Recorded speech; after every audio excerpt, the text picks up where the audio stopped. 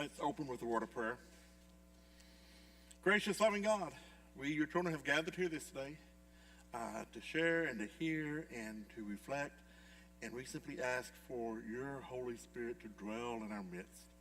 Let all that we say during this time together be said in love with a heavy dose of grace. We seek always to do your will, O Lord, even though there are going to be times when we may not and will not agree on what that will is. Give us wisdom, O Lord, and give us patience. Help us to love one another the way you love us. Amen. First of all, words of appreciation to John Shrine. About 10:30 last night, John got an email from me with the slides that you are going to watch this afternoon now. He didn't get the email till this morning, of course, but he has put all this together, and I greatly appreciate it very, very much for him. I will tell you, we're going to try to be quick because of the children. I will do a more detailed presentation at the men's breakfast on Saturday and at the women's gathering on Tuesday of next week. All right? First picture. Can you see what Bishop Nunez has? How many of you have seen one of those little Jesus figurines around the church in the past couple of months, right? So I was really, that popped up on Facebook one day, the first week of conference. I was pleased. I took that as a good sign. All right? Next slide, please, John. Remember when I visited the various Sunday school classes and groups back in 2022 and 3, talking about what was going on? I told you that my goal was for Bartlett to be the strongest church it can possibly be 10 years from now. And it really does make no difference, and it still makes no difference to me if that means Bartlett is a UMC church, a GMC church, an independent congregation. All right? Hear me when I say that, because I mean it. I have no complaints or issues with my brothers and sisters who have chosen the GMC path or who have chosen to go independent. I have colleagues in ministry. They were colleagues in ministry when they were part of the UMC. They are still colleagues in ministry now. Hear that. I asked Gary to confirm. I have a dear friend, Dave Stewart, pastor at Atoka Methodist Church.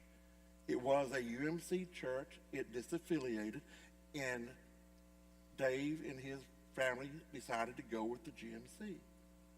I have no problems with Dave. And Dave is still leading the Camp Joy at Lakeshore, as he has done for the past several years. He's leading that again this summer. We are in ministry, y'all. We are in ministry, and we are in this together. One with Christ, one with each other, one in ministry to all the world, all right? And so, Church of Christ, Catholic, Presbyterian, Lutheran, Baptist, we're all in this as children of God, called to be the church, all right? Now then, I want to open with the two changes that will most directly affect Bartlett. And the reason I need to open with this is very simple. This is the lie that has been perpetrated for the past several years by some, not by all, but by some who would seek to damage the United Methodist Church, okay? Like I said, not everyone who has left the church has been dishonest about it. But there have been a few voices that I have seen, that I have heard, that I'm aware of, who have been, if I give them the benefit of the doubt, misleading. If I give my honest opinion, they have been dishonest, okay? Here's the first one. Paragraph 304:14. The superintendent shall neither require any local church to hold or prohibit a local church from holding a same-sex marriage service on property owned by a local church. What does that mean? If Bartlett chooses to host a same-sex wedding, it will be because Bartlett has chosen to host a same-sex wedding. No one else. The lie that has been going forth for several years now, it's coming It's coming. You're going to have a wedding, a gay wedding. If you have a gay couple, they want to get married in your church, you're going to have to let them marry. It's right there, black and white, that it is not so. All right? And I will simply, I can't speak for one side or the other, but I will simply say that the progressive side has never advocated for anything other than this right here. All right?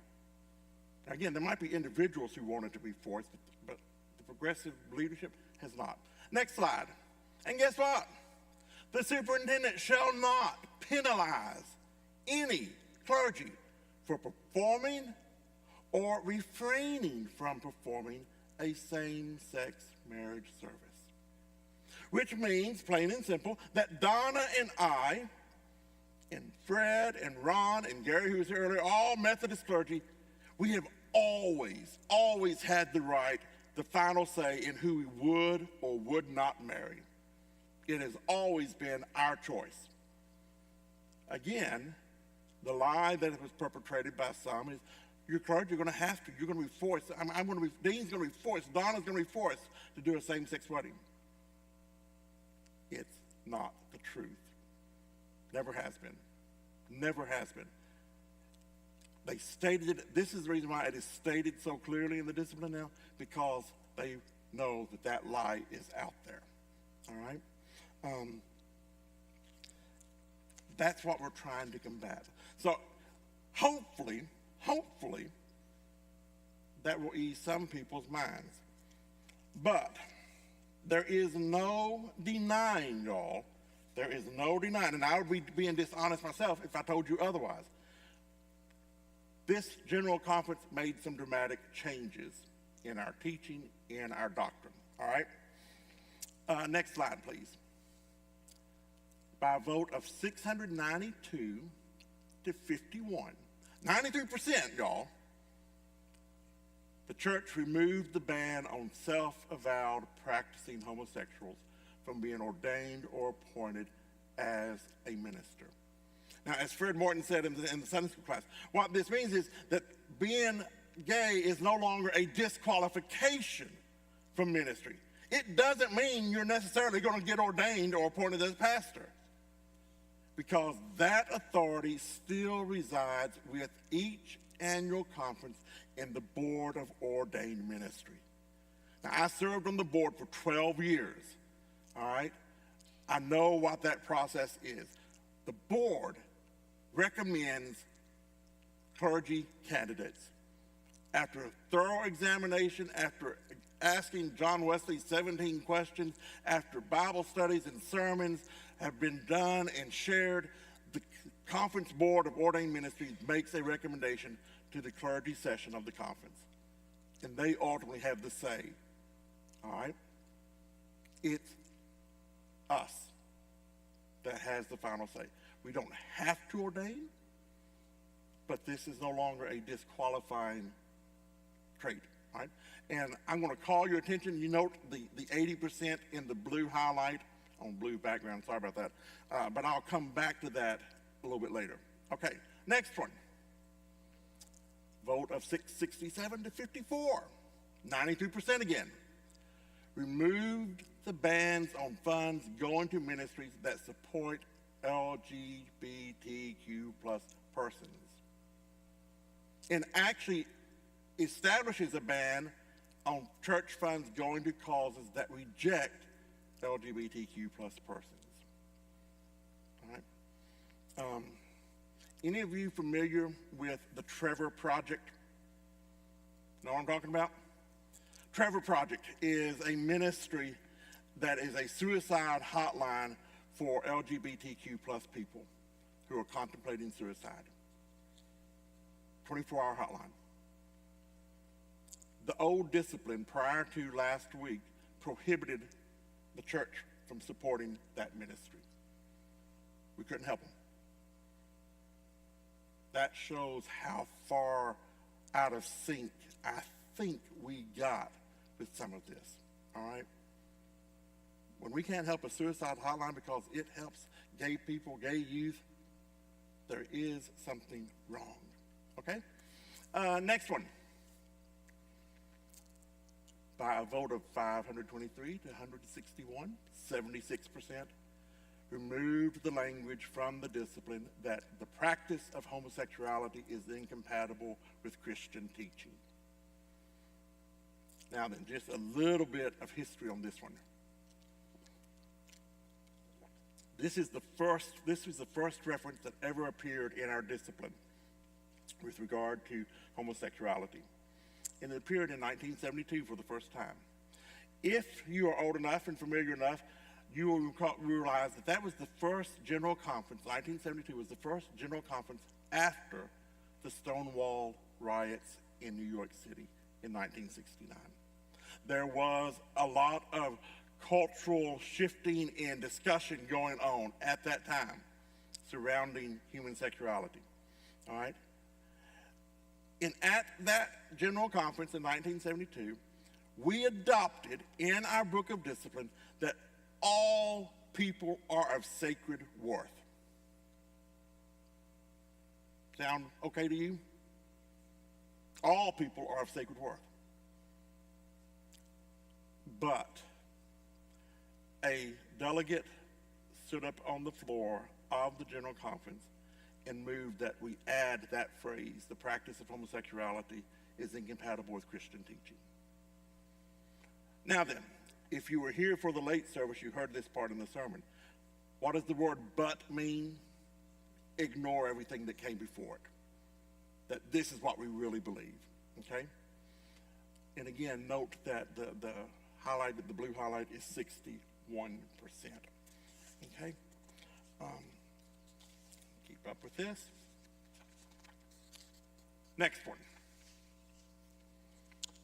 By a vote of 586 to 164, 78% approved regionalization, which allows the United States and each central conference, which is the conferences outside the U.S., each central conference, regions in Africa, Europe, and the Philippines to become regional conferences with the same authority to adapt the book of discipline for more missional effectiveness.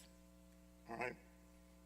And it passed again with the 78% vote, and the 61% is the second figure I want you to know.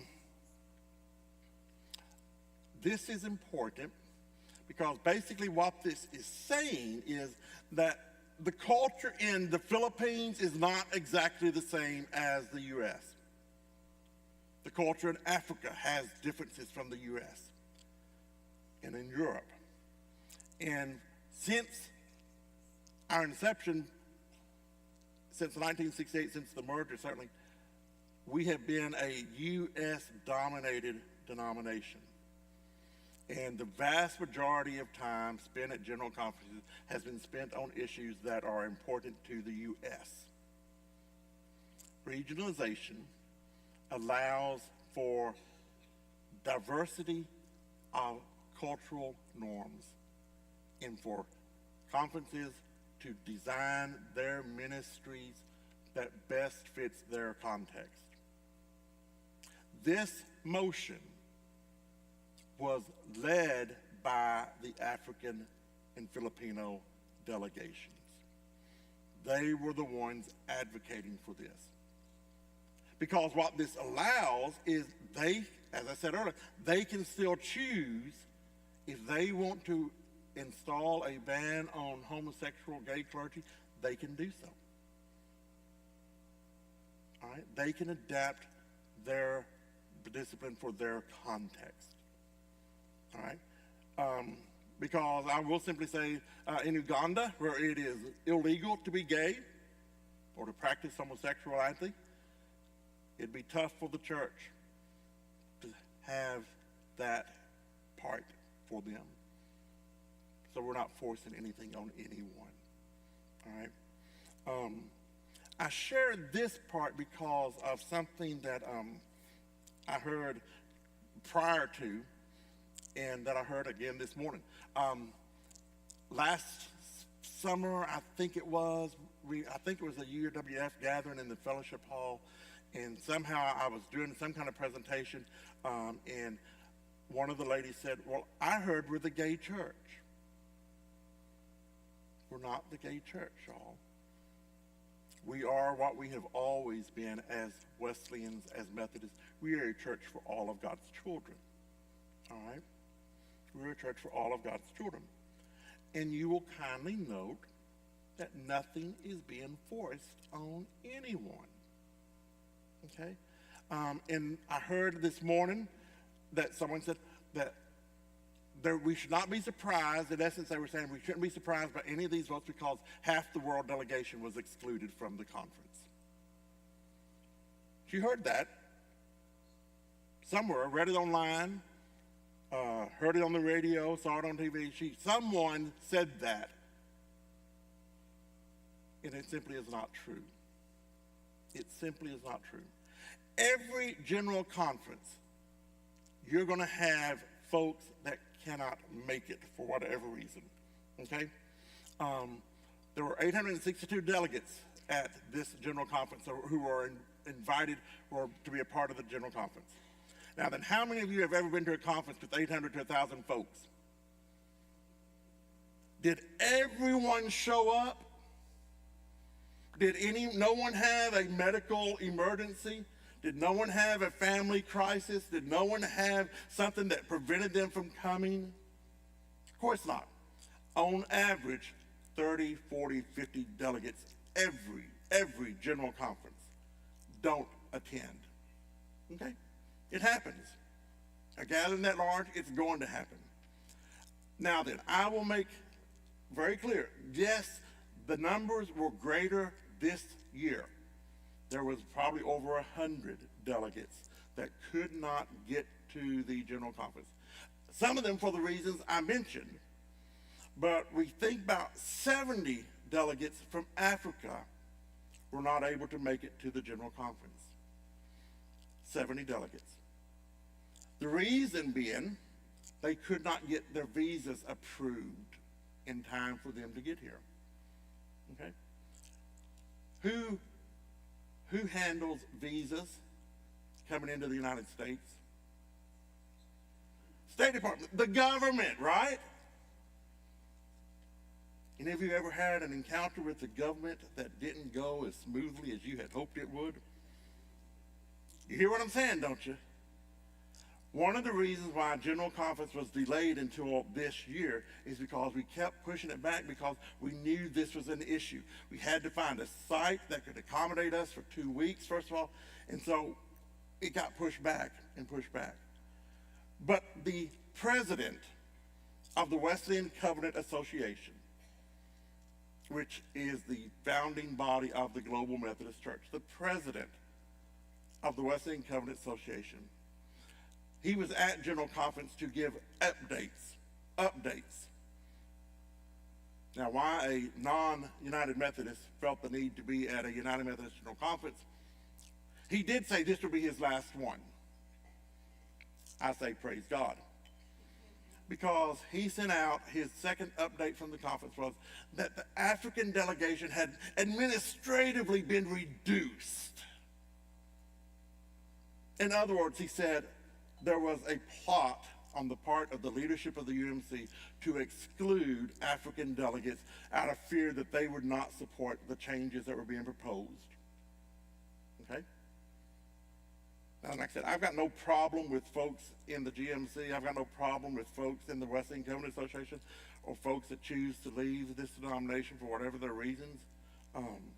Sandy put it in the letter she sent a couple of years ago. People will leave for a variety of reasons. I do have a problem with a sister or brother in Christ lying to me, and that's what he did.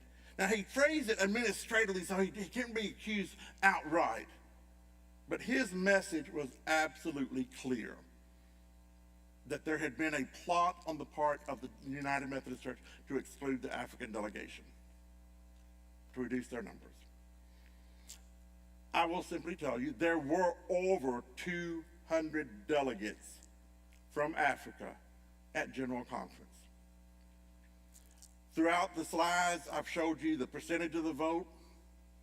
The highlighted vote at the end of each of those, that's what the vote would have been if all 862 delegates had been in attendance and voting, and all of those that weren't there voted against the motion or the resolution. You hear that? You understand what that means, don't you? There's not a single vote happened at General Conference that would not have passed, even if all 862 delegates had been there.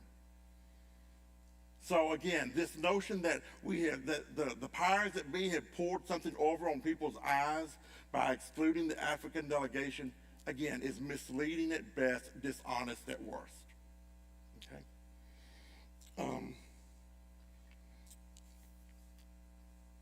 Next slide, please, John. Regionalization, this allowing the U.S. to become a regional conference itself, for Africa to become a regional conference, Europe, etc.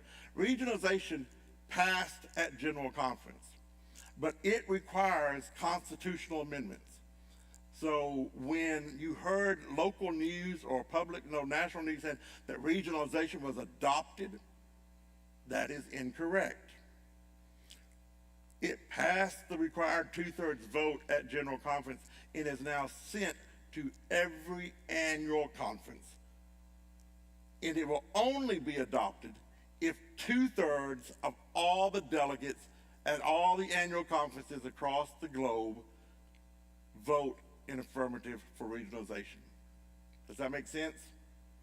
It is not church law or polity yet, and will not be until it is adopted by 2/3 of all the annual conference delegates.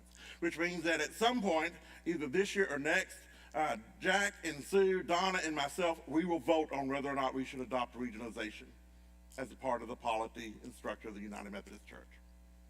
So just to be clear, it's not a done deal. All right? I suspect it will pass, in large part because the African churches really do want it. Okay? As best we can tell. So I suspect it will pass. Next slide. And this is tied into that previous statement. Paragraph 2553 was the paragraph passed by the special conference in 2019 in St. Louis, which allowed a disaffiliation protocol for churches in the U.S. That clause expired December 31st, 2023, December 31st this last year. It was not renewed. Now then, I will tell you that if Dean had his druthers, either this paragraph would have been renewed or something like it would have been allowed. I can also tell you why I think it was not allowed. I had a lunch, was invited to a lunch a couple of weeks ago, right before General Conference. Most of the large church pastors were invited to a luncheon just to talk about what's going on, what we have heard, what we have experienced. When it came time for me, I told them what we had done here at Bartlett, that I had been to every class, basically multiple groups, explained it, that it would expire in 2023. We don't know, we did not know, no one knew what was going to happen at 2024. Now remember, this was before General Conference, but I did say at that lunch with my colleagues, sisters and brothers, fellow clergy, if nothing is allowed to let churches that gracefully want to leave, if nothing is allowed, then Dean's goose could be cooked. Because there will be folks that think that I have misled you, that I lied to you. And I can't prevent you from thinking that. Like I said, if I'd had my choice, there would still be a way similar to 2553. Now then, Bartlett can still leave the United Methodist Church. Let's be upfront, honest about it. Bartlett can still leave the United Methodist Church. However, it is a much more cumbersome process without paragraph 2553. And in fact, as I think I told you, I've talked to David Weatherly yesterday, and he is already exploring, because he is going to be getting this question from lots of folks. Okay, so if we want to leave, what do we have to do? I can't answer that question at this point. David is helping try to formulate an answer. Okay?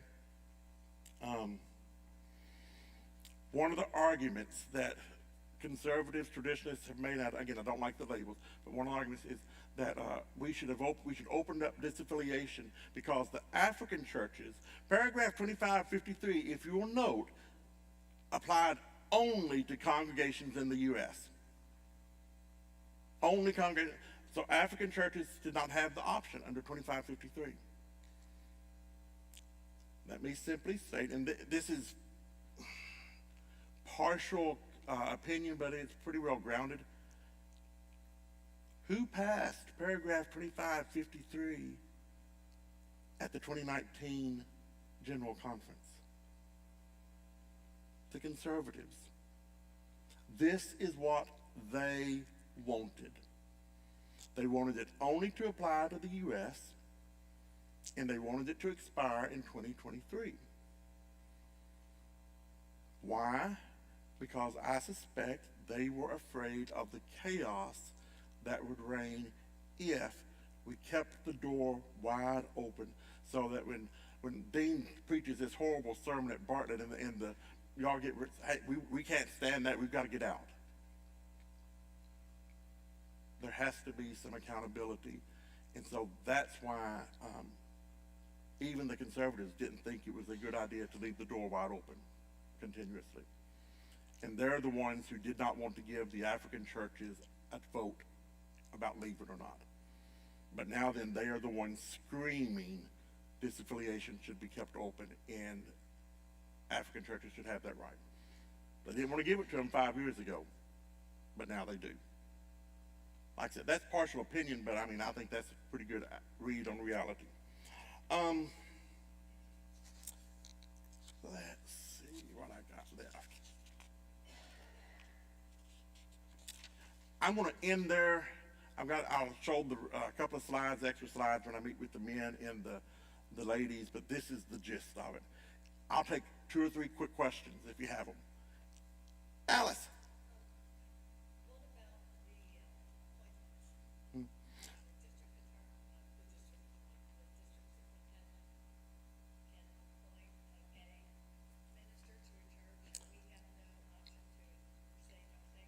There is a statement that has been added. Okay, I'm sorry, repeat what she said. Thank you.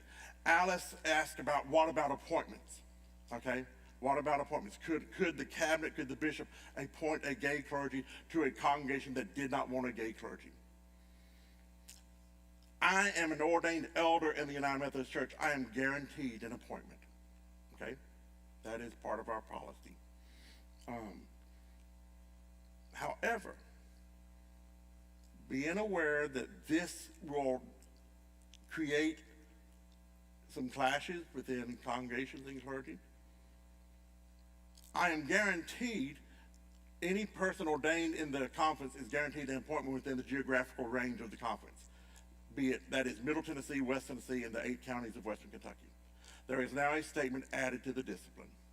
If there is not an appointment in the Tennessee Western Kentucky Conference available to a gay pastor, that pastor may be appointed into another annual conference. No church will be appointed a gay pastor that has not agreed to receive said pastor. Now, and think about this for just a minute, y'all. It really makes quite a bit of sense. What would happen if a gay pastor were appointed to Bartlett right now? I'm not going to ask who would leave, but I'm pretty sure there'd be some. The cabinet doesn't have any desire to tear a church apart either. They're not trying to destroy congregations. They're trying to build them up for the work of the kingdom. Mary Ellen. They allow the gay pastor that same freedom to say, I'm not comfortable with that. Yes. Actually, the word, I think if I'm reading it correctly, if I remember correctly, safe appointment is the word in the discipline. So no pastor is going to be forced under a congregation. No pastor is going to be forced to go somewhere where he or she does not feel safe. Okay. Anyone else? Yeah, Mike.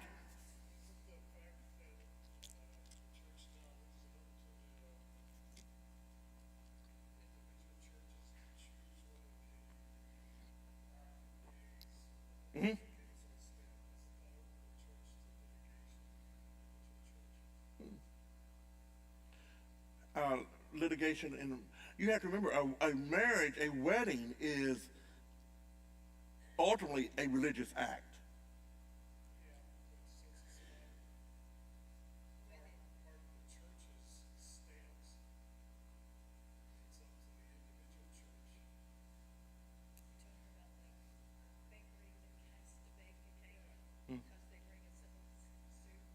The church is not a bakery. And I mean, I'm not being facetious, or you have to understand there is a religious exception in discrimination laws, and it is broad coverage. The church rarely can be forced to do something because of civil law. Jim? Now, could a congregation that did not want to host a gay wedding, could they be sued because they refused to host a gay couple? And again, anti-discrimination laws do not apply to the church. They never have. We cannot be forced to hire, if we choose, we cannot be forced to hire, forgive me, Don, I hope I'm not going to. We cannot be forced to hire an African American if we choose not to because we don't believe in equality. Okay? We cannot be forced to hire a woman for a said position because we don't believe in gender equality. There's no civil recourse for anyone. We can't be sued for discrimination. Well, let me rephrase. We can be sued because you can be sued for anything. You're not going to win that suit. No one's going to win that suit because of the religious exemption. Yeah, Laura.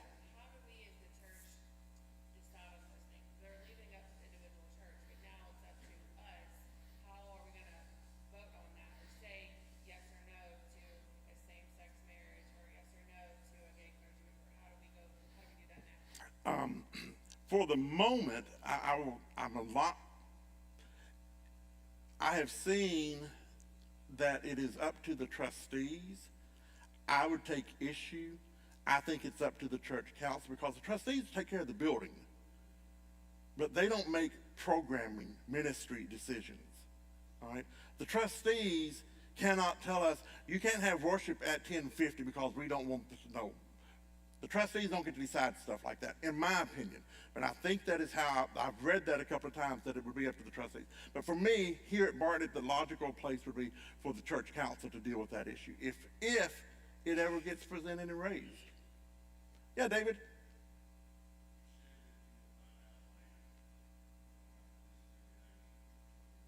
Mm-hmm.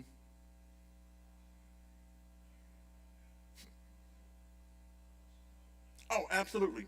Absolutely. David said he will, because he started to answer that question for someone else, and then he was like, I need to do a little research myself. So I will say that what I do know is that we hold the property in trust for the annual conference. Okay? And to leave with the property will be a huge financial challenge. Okay? It will be a huge financial challenge. I'm not saying that we can't do it. And if y'all choose, if this congregation says that's the best way for us to be the church 10 years from now, I will do absolutely everything I can to walk us through that process and make it happen. Okay? Everything I can. All right. And I think, yeah.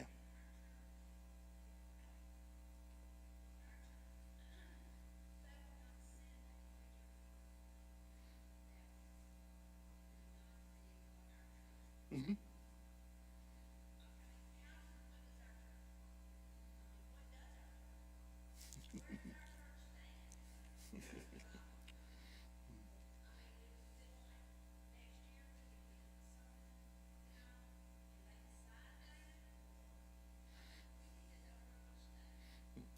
They, quote unquote, I don't know who, they can't decide. No one outside the church can decide that. Okay, no one outside the church. If Barney wants to have that discussion, then we would have that discussion. And again, but it would be up for the church council, in my mind, to start that. And And one of the things that the president of the West End Covenant Association said is read the room, and that I actually did agree with. I can read the room at least fairly well. We're not having that discussion anytime soon unless I have totally misread this congregation. Okay? I'm certainly not going to the church council of trustees. Hey, we need to think about this.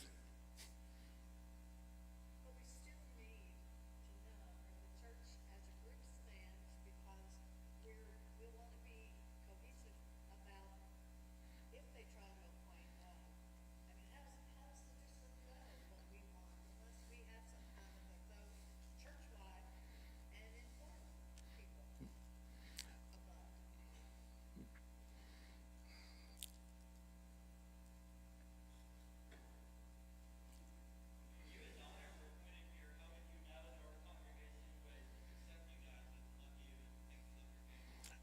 Because the cabinet was in consultation with the staff parish committee. I guess, Alice, my concern is, I don't, as I shared with my discussion, I really don't think you should ever take a vote unless you are pretty confident about the outcome. The other thing is, for me, I don't see a lot of wisdom in taking a needless vote that pits one side against the other. Because for the last 50 years, y'all, you have sat in these pews next to people that disagree with you, and it's been okay. We had a book of discipline that said what was said. Correct. And now the book of discipline says you have options. And that's the hard part. You know, that's believe one thing and I can believe the other thing. And not to say that we still won't go to church together, but how do I know what she thinks? Or how do I know that maybe I'm the only one that thinks this side and everyone else thinks something else? And I know that I get what you're saying, you don't want the confrontation, but now it's like they've left us in a place of confusion. They've said this, but there's no real, it's just open, you know, and it's open. And that's a hard place to be when, you know, it's just a hard place to be in. It is, there is some uncertainty there, and I have to acknowledge that. But I would simply say, again, I would be amazed, y'all, if there's a mad rush at the next church council meeting from folks saying, hey, I think we need to go all in on this and accept gays and have weddings and all. I don't think there's anyone going to be pushing for that. And if they are pushing for it, then let the church council deal with it. And if the church council says, well, we need to survey the congregation. I would simply remind you that we are not a congregational church. We have a structure, and we are intentional about not being a congregational church. So you don't vote on everything. But now, Laura and Alice, if a vote needs